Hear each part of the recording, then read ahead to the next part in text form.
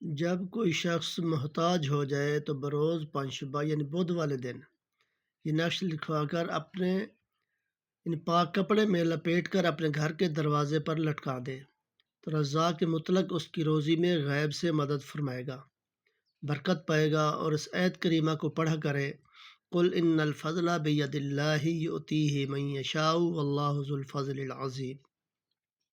جس کے گھر محتاجی ہو، غربت ہو، تو وہ اس نقش کو پاک کپڑے میں لکھ کر تو اپنے گھر کے دروازے پر لٹکا دے، تو کپڑے میں لپیٹ کر اس کو لٹکا دیں تو اللہ رب العزت اس کی روزی میں غیب سے برکت عطا فرمائے گا۔ اور ساتھ ہی اس آیت کریمہ کا ورد کیا کریں، قل ان الفضل بید اللہ یؤتیہ من یشاء واللہ ذو الفضل العظیم۔